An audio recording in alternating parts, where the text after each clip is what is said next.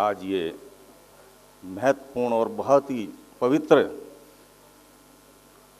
मंच सजाया गया है। अमृत महोत्सव तो मना ही रहे हैं, उनके द्वारा जो पुस्तक लिखी गई है स्वस्ति पथ, उसका भी विमोचन आज यहाँ हुआ। 28 पत्रिका का भी हुआ। विशेष प्रणाम देश के जाने माने कवि, जो आध्यात्मिक गुरु भी हैं, कवि भी हैं, आदरणीय बलबीर सिंह खिचड़ी जी। जब आप उनको सुनेंगे तो अपने आप को रोक नहीं पाएंगे। मेरे बड़े भाई हैं।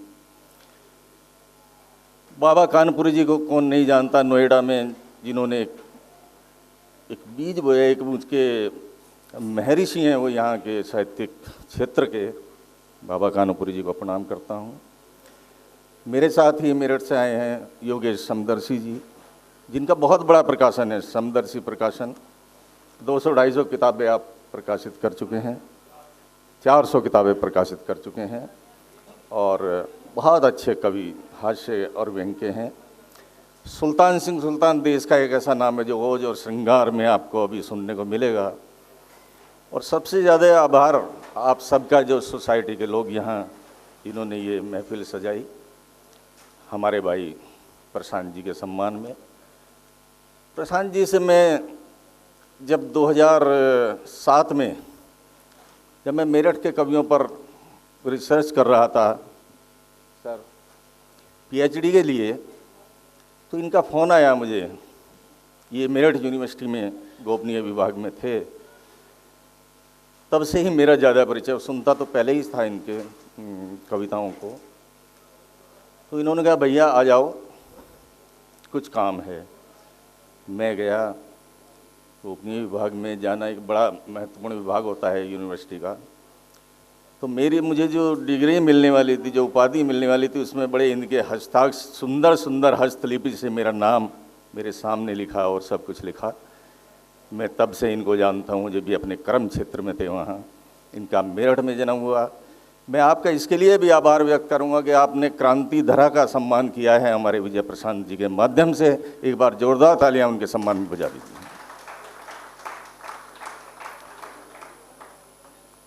संचालिका डॉक्टर पुष्पा जोशी जी बहुत अच्छा संचालन कर रही हैं, उनका भी आभार। मैं 4 पंक्तियाँ इनके लिए, जो मेरी नहीं है लेकिन इन पर बिल्कुल सटीक बैठती हैं, कविता के क्रम में मैं अपनी सुनाऊंगा। कि व्यक्ति साधारण कभी चर्चित नहीं होता। आदरणीय डॉक्टर साहब, व्यक्ति साधारण कभी चर्चित नहीं होता, सुगमता से ज्ञान भी संचित नहीं होता, और जो निभाता है सदा कर्तव्य को अपने, व्यक्ति वो अधिकार से वंचित नहीं होता। व्यक्ति वो अधिकार से वंचित नहीं होता। आज 75 साल पूरे होने पर हम उनका सम्मान कर रहे हैं। ऐसे विजय प्रशांत जी को मेरी बहुत बहुत शुभकामनाएं, सपरिवार, उनके परिवार सहित। ये तो उनके बारे में मैंने कुछ बताया कि वो मेरठ में एक ऐसे वरिष्ठ साहित्यकार हैं जो ओज में भी लिखते हैं, जो श्रृंगार में भी लिखते हैं, और अब तो आध्यात्मिक की तरफ उनका बहुत रुझान है जब से ये यहाँ आए और दिल्ली भी रहे। और दोहे, कुंडली, जो घनाक्षरी और गज़ल गीत में, जैसा कि अभी बताया, बहुत सारी रचनाएं मेरठ के बहुत लोकप्रिय। और सबसे बड़ा कि कवि तो कितना ही बड़ा हो जाए, लेकिन एक इंसान, जो मिलनसार इंसान होता है, उसकी एक छवि है, और वो हमारे विजय प्रशांत जी हैं। मैं बहुत उन्हें बधाई देता हूँ। और चूँकि समय कम लगे, इसलिए मैंने अनुरोध किया था संचालिका जी से कि मैं अपना कविता का क्रम अभी पूरा कर दूंगा, दोबारा मुझको बुलाने की आवश्यकता नहीं है। जो हमारे और मित्र हैं वो सुनेंगे। तो मैं 2 मुक्तक और 1 गज़ल पेश करूँगा। दोस्तों, एक मुक्तक मैं अपने वरिष्ठ लोगों के लिए, बुजुर्ग लोगों के लिए कहना चाहता हूँ कि जब हम अखबार में पढ़ते हैं कि हम अपने बच्चों को पढ़ा रहे हैं, लिखा रहे हैं, उन पर अपना सब कुछ खर्च करके बच्चों को पढ़ाते हैं, केवल एक उम्मीद होती है कि जब हमें इनकी ज़रूरत होगी तो हमारा ये सहारा बनेंगे। लेकिन होता क्या है, नए युग का प्रभाव या समय का कहिएगा, अंत में वो बुजुर्ग पति पत्नी अकेले रह जाते हैं। और किसी के 4 भी हैं, 3 भी हैं, तो कोई बम्बई है, तो कोई बेंगलोर है, तो कोई विदेश में भी है। अंतिम समय में उसे कोई सहारा नहीं मिलता। तो मैं ये कभी कभी सोचता हूँ कि मैंने क्यों पढ़ाया। विरोधाभास है, लेकिन ये मुक्तक के माध्यम से आप तक बात पहुँचा रहा हूँ, सुनिएगा। बच्चों को पढ़ाने की सजा काट रहा हूँ। एक मन में है बात जो कवि कह सकता है। बच्चों को पढ़ाने की सजा काट रहा हूँ, मैं गांव से आने की सजा काट रहा हूँ, मैं गांव से आने की सजा काट रहा हूँ। इतने बड़े मकान में बीमार अकेला,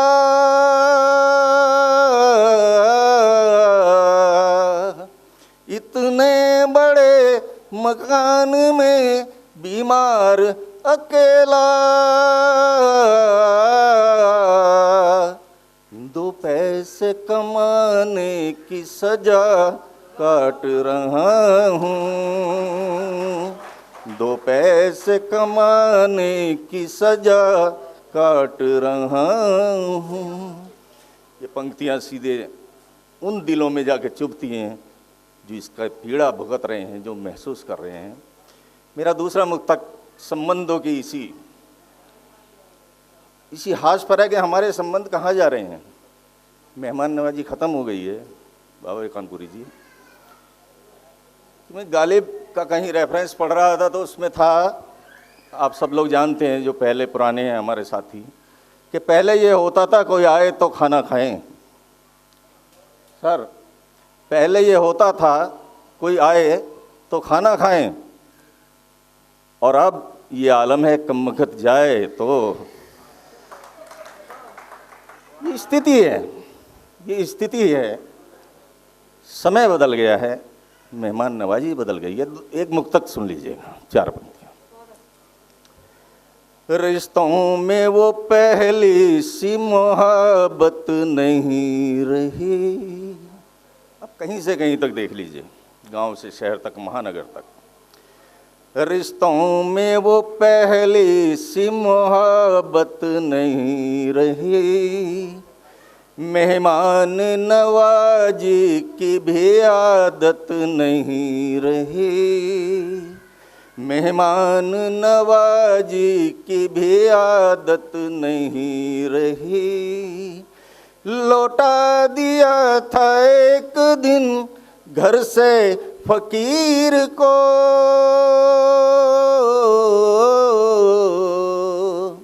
लौटा दिया था एक दिन घर से फकीर को। उस दिन से किसी चीज में बरकत नहीं रही, उस दिन से किसी चीज में बरकत नहीं रही। ये 2 मुक्तक मैंने अपने समय के सुनाए। एक गज़ल कहकर मैं अपना स्थान लूँगा, समय बहुत हो गया, बहुत सारे कवि हमारे बाकी हैं। गज़ल हम सब कवियों की, शायरों की क्या स्थिति है, और आज के इस परिवेश में जो सच्चे सीधे इंसान हैं उनकी क्या स्थिति हो गई है। अपने आप को अकेला महसूस करता है, सच्चा आदमी अपने आप को अकेला महसूस करता है। बस इसी भाव की ये पंक्ति है, ये गज़ल है। और मेरा मानना यह है कि अगर एक भी ईमानदार आदमी है सोसाइटी में, समाज में, तो वो 1000 बेईमान पर भारी है। इसलिए अपनी ईमानदारी को बचा कर रखें, अपने ज़मीर को बचा कर रखें, ये सबसे बड़ी बात है। यही भाव मेरी इस गज़ल का है। सुनिएगा, आप सब लोग उसी श्रेणी में हैं, इसलिए आपके सामने पढ़ रहा हूँ। सुनिए। होंगे महल दुमहले उनके, मेरा छप्पर एक तरफ। आपके पास कुछ नहीं है, लेकिन आपके पास ज़मीर है, ईमानदारी है, तो बहुत बड़ी बात है। होंगे महल दुमहले उनके, मेरा छप्पर एक तरफ, दागों वाले लाख दुशाले, उजली चादर एक तरफ। होंगे महल दुमहले उनके, मेरा छप्पर एक तरफ, दागों वाले लाख दुशाले, उजली चादर एक तरफ। और हमने बहुत तरक्की की है, लेकिन मैं कभी गांव जाता हूं तो मुझे वही स्थिति मिलती है, कोई बदलाव नहीं है। दो पंक्तियां देखिए। ऊंचे लोगों को कपड़ों पर अब पैबंद नहीं भाते, ऊंचे लोगों को कपड़ों पर अब पैबंद नहीं भाते, इस कारण तो गांव ने रखा, इस कारण तो गांव ने रखा, दुखिया का घर एक तरफ, इस कारण तो गांव ने रखा, दुखिया का घर एक तरफ। होंगे महल दुमहले उनके। और आज बहुत बड़ी संख्या में मातृशक्ति है यहाँ, बहुत सारी महिलाएं हैं, संचालन भी हमारी बहन कर रही हैं। मैं आपके लिए एक शेर पढ़ना चाहता हूँ। जो फैशन प्रतियोगिता है, जो ब्यूटी कंपटीशन है, वहाँ सौंदर्य की परिभाषा कुछ भी हो, लेकिन हमारे एक काव्य की दृष्टि, कवि की दृष्टि में क्या है देखिएगा। ट्रू इंडिया वाले यहाँ बैठे हैं, ओम प्रकाश जी, उनको भी बधाई कि उन्होंने 28 का यहाँ वो किया। देखिएगा। दुल्हन एक गरीब के घर में आई तो सब यूं बोले, दुल्हन एक गरीब के घर में आई तो सब यूं बोले, आँखों में हो लाज शर्म तो, आँखों में हो लाज शर्म तो, सारे जेवर एक तरफ, आँखों में हो लाज शर्म तो, सारे जेवर एक तरफ। होंगे महल दुमहले उनके। और एक शेर मैं आप सब लोगों के लिए पढ़ना चाहता हूँ, जो इस समाज को बदलने के लिए लगे हुए हैं। नेता हों, अभिनेता हों, कोई मंत्री संतरी, वो तो सब देश को पीछे ले जाने में लगे रहे हैं, लेकिन आप जैसे, हम जैसे लोग, कुछ लोग, चंद लोग जो इस समाज को अच्छी जगह ले जाना चाहते हैं, उनके लिए एक शेर पढ़ रहा हूँ, सुनिएगा सर। जिस पागल पर सारे रास्ते हंसते थे चलने वाले, जिस पागल पर सारे रास्ते हंसते थे चलने वाले, उस पागल ने ही रखे हैं, उस पागल ने ही रखे हैं, कंकड़ पत्थर एक तरफ, उस पागल ने ही रखे हैं, कंकड़ पत्थर एक तरफ। होंगे महल दुमहले उनके। और आखिरी शेर पढ़ के अपना स्थान लूँगा। तकलीफ़ आपकी हमारी सबकी एक ही है। आज सबसे ज़्यादा लोग किस वजह मारे जा रहे हैं? सबसे बड़ी समस्या क्या है? धर्म और जातियों की समस्या। यदि ये समस्या ना हो तो हम देश के, पूरी दुनिया के विश्वगुरु बन जाते और बन जाएंगे, लेकिन ये समस्या है। और इस तकलीफ़ को मैं 2 पंक्तियों के माध्यम से आप सब लोगों तक पहुंचाना चाहता हूं। आशीर्वाद दीजिएगा, अच्छे लगे तो सुनिएगा। दोनों में संघर्ष छिड़ा है, हश्र न जाने क्या होगा। दोनों में संघर्ष छिड़ा है, हश्र न जाने क्या होगा। एक तरफ हैं सारे मजहब, एक तरफ हैं सारे मजहब, श्वेत कबूतर एक तरफ हैं सारे मजहब, श्वेत कबूतर एक तरफ, होंगे महल दुमहले उनके, मेरा छप्पर एक तरफ, दागों वाले लाख दुशाले, उजली चादर एक तरफ, होंगे महल दुमहले उनके। आपका बहुत बहुत शुक्रिया, बहुत बहुत धन्यवाद।